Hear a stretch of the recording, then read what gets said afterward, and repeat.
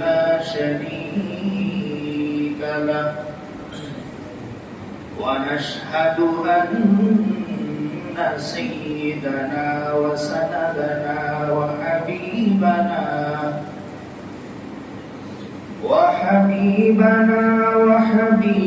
قلوبنا وطبيب قلوبنا ومولانا محمدا عبده ورسوله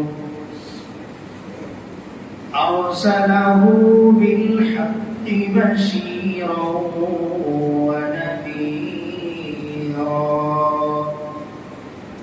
وداعيا إلى الله بإذنه وسراجا منيرا صلى الله تعالى عليه وعلى آله وأصحابه وبارك وسلم تسليما كثيرا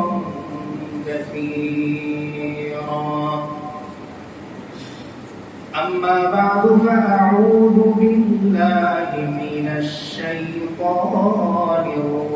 الرجيم بسم الله الرحمن الرحيم ووصينا الإنسان بوالديه حملته أمه وهنا على وهن وفصاله في عامين أن اشكر لي ولوالديك إلي المصير وقال رسول الله صلى الله عليه وسلم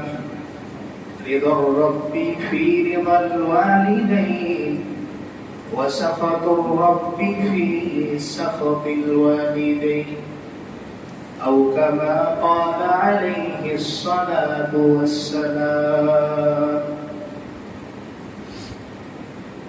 اللهم صل على محمد وعلى آل محمد كما صليت على إبراهيم وعلى آل إبراهيم إنك حميد مجيد اللهم بارك على محمد وعلى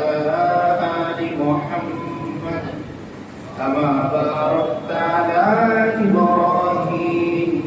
وعلى آل إبراهيم إنك حميد مجيد উপস্থিত মুসলিয়ান کرام দিন প্রিয় ইসলাম প্রিয় মুরব্বিয়ান کرام যুবক ভাইরা সর্বপ্রথম সেই মহান মালিকের দরবারে লাখ কোটি শুকরিয়া যে মহান মালিক আমাদের সকলকে আদম সূত্রে মানব সুতোয় গেঁথেছেন এবং পৃথিবীর সর্বশ্রেষ্ঠ মাখলুক হিসেবে আমাদেরকে সৃষ্টি করেছেন এবং এই সর্বশ্রেষ্ঠ হওয়ার যতগুলো কারণ এর মধ্যে অন্যতম আল্লাহ তাআলার পবিত্র এবং বরকতময় গুরুত্বপূর্ণ বিধান সালাত এবং এই সালাতের মধ্যে সবচাইতে গুরুত্বপূর্ণ সালাতগুলোর মধ্যে অন্যতম এই জুমাতুল মুবারাক আদায়ের লক্ষ্যে আমাদের সকলকে পৃথিবীর সর্বশ্রেষ্ঠ জায়গা আল্লাহ তাআলার কাছে সবচাইতে প্রিয় জায়গায় এসে উপস্থিত হবার তৌফিক দান করেছেন। এজন্য আমরা সেই মহান মালিকের দরবারে দিল থেকে শুকরিয়া দান বলি আলহামদুলিল্লাহ। আজকে আমরা যে আয়াতটুকু তেলাওয়াত করেছি এই আয়াতকে সামনে রেখে এবং এর সাথে সম্পৃক্ত কয়েকটি আয়াতকে সামনে রেখে আজকে আমরা আলোচনা করার চেষ্টা করব যদি আল্লাহ তাআলা তৌফিক দান করেন। আজকের আলোচ্য বিষয় পিতামাতার প্রতি ইহসান, সদাচার এবং তাদের হক সম্পর্কিত। আল্লাহ তাআলা মানুষের যে এই ধারাকে অব্যাহত রেখেছেন, এই ধারাকে অব্যাহত রাখার সবচাইতে বড় মাধ্যম যে দুটি মানুষকে সৃষ্টি করেছেন, এর মধ্যে একজন হচ্ছেন বাবা আর একজন হচ্ছেন মা। তাই আল্লাহ তাআলা বান্দাকে যেখানেই নিজের ইবাদতের কথা উল্লেখ করেছেন, বলেছেন, আদেশ দিয়েছেন, সেখানেই বান্দাকে এই কথা মনে করিয়ে দিয়েছেন যে তুমি আমাকে ইবাদত করবে স্রষ্টা হিসেবে, সৃষ্টিকর্তা হিসেবে, আর তোমার বাবা মার প্রতি সদাচার করবে তোমার জন্মের মাধ্যম হিসেবে। যেহেতু পৃথিবীর সব মানুষ ব্যতি রেখে এই দুটি মানুষ তোমাকে আলাদা করে গুরুত্ব দিয়ে, এই দুটি মানুষ নিজের জীবনের চাইতে তোমাকে প্রাধান্য দিয়ে নিজের সংসার